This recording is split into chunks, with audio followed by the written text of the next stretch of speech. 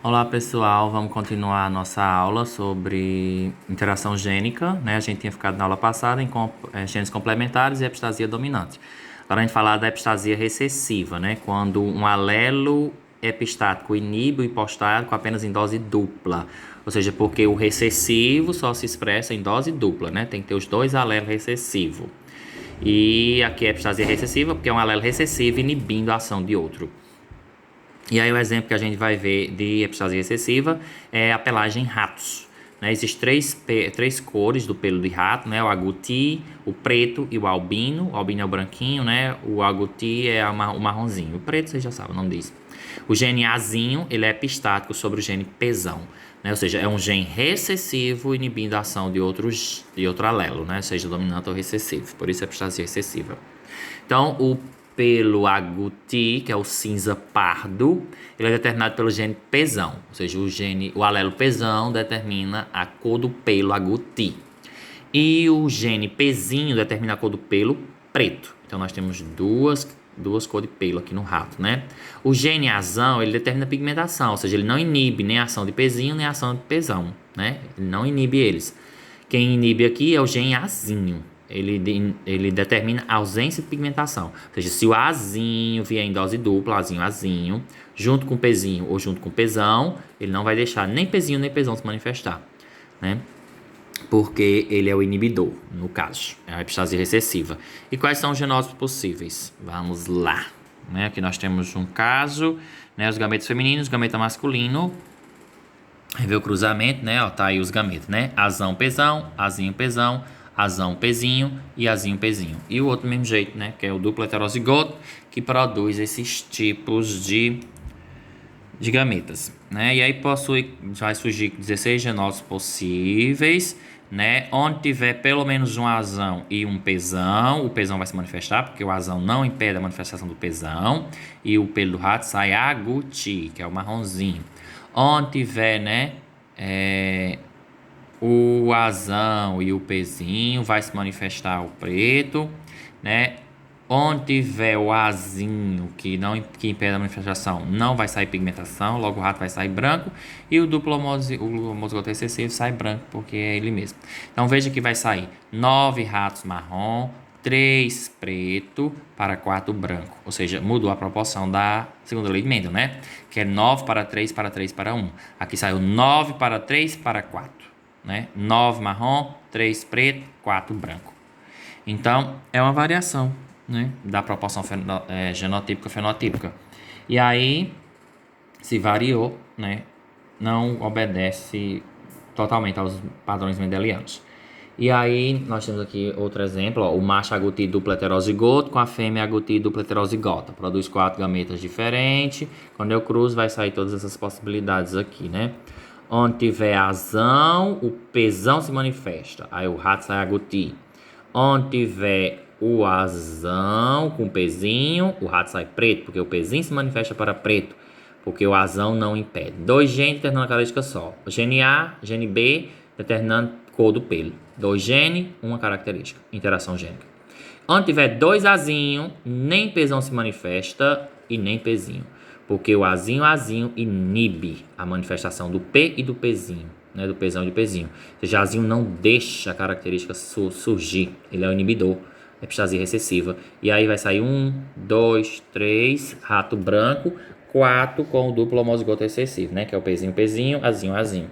Então a proporção da epistasia recessiva é 9 agouti, onde tem pelo menos um pezão e um azão, porque o pezão determina agouti e o azão não impede a manifestação. 3 preto é onde tem pelo menos 2 pezinho e o azão, porque o preto só se manifesta em dose dupla, porque o preto é a característica recessiva, né? Pezinho. E o azão tem que estar presente para que o pezinho se manifeste, porque o azão não inibe, né? E 4 albinos, que é onde tem pelo menos um pezão e 2 azinhos, porque aí os 2 azinhos tanto inibe pezão como inibe pezinho. E o duplo homozigoto excessivo também sai albino, né? O pezinho, azinho. Então, a proporção da epistasia excessiva é 9 para 3 para 4. Uma variação da proporção da segunda lei. Herança quantitativa. Herança quantitativa é outra interação gênica. O nome já diz, né? Quantidade. A quantidade de alelos dominante ou recessivo é que vai determinar a característica do C. E o que é a herança quantitativa? São pares de genes não alelos, quando pares de genes não alelos determinam variação gradual de uma característica, ou seja, variação gradual, a quantidade é que vai determinar, né? Somam-se a ação dos genes assim que vai sendo acrescentado ao genótipo. Então, quanto mais gene recessivo, mais puxado para o recessivo. Quanto mais gene dominante, mais puxado para o dominante. Então, na herança quantitativa, a quantidade de alelos dominante e recessivo é que determina a característica do C. Vamos ver exemplo. Né? Por exemplo de herança quantitativa, a cor da pele humana, né? A cor da nossa pele é um caso de herança quantitativa. O fenótipo é obtido pela combinação dos pares de genes alelos, Pzão, Pzinho, Enão e Eninho. Ou seja, são dois genes, o gene P e o gene N, que determina a cor da nossa pele. São dois genes interagindo, né? Sendo Pzão e Enão determinam maior proporção de melanina e Pzinho e Eninho menor proporção. Então, quanto mais Pzão e Enão eu tiver, mais minha pele vai ser escura, e quanto mais Pzinho e Eninho, mais minha pele vai ser menos melânica, né? Branca. E aí nós vamos ter os genótipos e os fenótipos possíveis. Ou seja, uma pessoa negra, um negro puro, né? Puro mesmo, é o duplo homozigoto dominante. Pzão, Pzão, Enão, Enão. Se tiver pelo menos um alelo recessivo, ó, veja, 3 alelo dominante, 1 recessivo, aqui no caso for o N. Ou 3 dominante, 1 recessivo, pode ser o P, pode ser o N, tanto faz. Então, dei 2 genótipos possíveis. Se eu tenho 3 dominantes e só 1 recessivo, então a quantidade de alelo dominante ainda é maior. É 3 para 1, né? E aí eu vou ter um mulato escuro. Se eu tenho 2 alelos recessivos e 2 alelos dominantes, e aí tanto faz ser os 2 Pzinho com os 2 Enão dominantes, ou os 2 Pzão dominantes com os 2 Eninho Pzinho, ou duplo heterozigoto. Nós temos o que? Um mulato médio. Porque eu tenho 2 alelos dominantes para 2 alelos recessivos. Metade, metade. Se eu tenho 3 alelos recessivos e só um dominante, e aí esse dominante pode ser o N como pode ser o P, tem 2 genótipos possíveis, nós vamos ter um mulato claro. E o duplo homozigoto recessivo, Pzinho, Pzinho, Eninho, Eninho, é o branco. Ou seja, o que vocês estão percebendo aí? A quantidade de alelo dominante ou de alelo recessivo é que determina a cor da pele, o fenótipo. Então, é uma herança quantitativa. A quantidade de alelo é que determina. Então, nós estamos estudando uma característica, que é a cor da pele humana, que é determinada por 2 genes, P e N, né? 2 genes interagindo para determinar uma característica, isso é interação gênica. E a interação aí é dada pela quantidade de alelos dominante ou recessivo. Então, quanto mais alelo dominante, mais puxado para o negro. Quanto mais alelo recessivo, mais puxado para o branco, certo? E aí os intermediários, que é o mulato escuro, mulato médio e mulato claro. Certo? Vamos ver um exemplo. Vamos cruzar, se eu cruzar um homem negro com uma mulher branca, então o duplo homozigoto dominante com o duplo homozigoto recessiva, né? Que aí no caso eu estou cruzando duas linhagens puras. Eu vou ter 100% mulato médio, né? Que é o Pzão, Pzinho, Enão, Eninho, o duplo heterozigoto.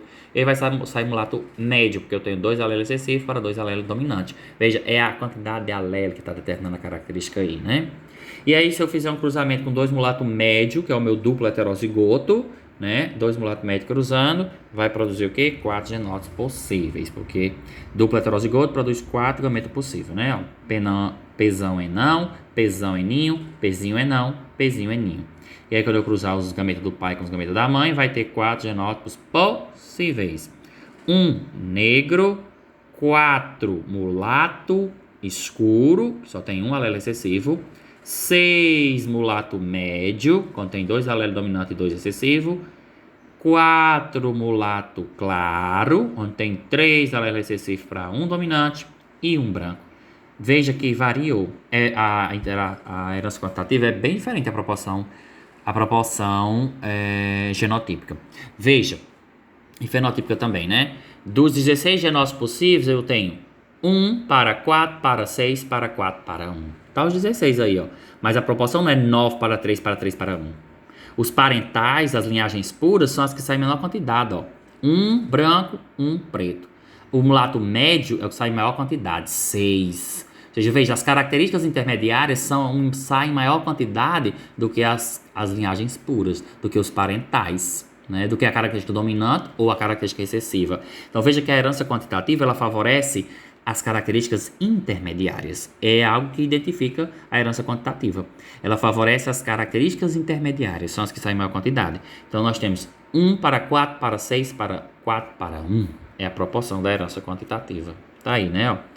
um genótipo que determina um negro, 4 genótipos, dois desses, que vão determinar 4 mulato escuro, esses genótipos que vão determinar mulato médio, esses genótipos que vão determinar mulato claro e só um determina o branco. Então nós temos uma proporção de 1 para 4 para 6 para 4 para 1. Então é a proporção que identifica a herança quantitativa, né? Tá aí os 6 genótipos possíveis. Isso vale para a cor da pele, isso vale para a cor do olho, isso vale, né, cor da íris do olho e cor do cabelo. Então, o gene que determina a cor da pele, a cor do olho e a cor do cabelo em seres humanos são herança quantitativa. Quanto mais alelo dominante eu tiver, mais eu vou tender a pele escura, né? Quanto mais alelo recessivo eu tiver, mais eu vou tender a pele clara. E aí, tanto isso, o olho também é o olho mais claro, né, esverdeado, caramelizado, né, para o olho mais escuro e para o cabelo também. Então a herança quantitativa é aplicada tanto na cor da pele, como na cor da íris, como na cor do cabelo. É a quantidade de alelos dominante e recessivo que determina essas características. Uma herança quantitativa. Isso foi feito para todos os seres vivos, né? Que a gente vai ver. Isso foi observado também em trigo, né? No trigo e muitas outras coisas. Isso permite também, por exemplo, um casal negro ter um filho branco, né? Porque pode acontecer. Se eles mandarem só alelo recessivo, o menino vai sair branco. Então, na verdade, esses negros não são puros, né? Porque negros puros não produziriam um filho branco. Esses negros, eles não são puros. Eles têm alelo recessivo, né? Apesar de que os dominantes dominam neles. E aí também é possível por isso que nasçam irmãos, por exemplo, um mais escuro, um mais claro, é possível, né? Dois irmãos gêmeos não idênticos. E aí, dependendo da quantidade de alelo dominante e recessivo, nós vamos ter isso. E aqui nós temos um gráfico que mostra, né, a herança quantitativa. Veja que na herança quantitativa, as características intermediárias são as que mais aparecem em maior quantidade, né? E as linhagens puras são as que menos aparecem em menor quantidade, né? Expressividade mínima do caráter e expressividade média do caráter, certo? Pronto, a gente acaba aqui, né, essa aula, que foi o capítulo 3, certo? A gente trabalhou aqui o capítulo 3, que foi segunda lei de Mendel e variações da segunda lei, ou interação gênica. E aí tá dividido em 3 vídeos, vocês vão assistir e depois eu vou cobrar. Qualquer dúvida vocês podem perguntar nos nossos aplicativos aí que a gente tá interagindo, ok? Falou, tchau!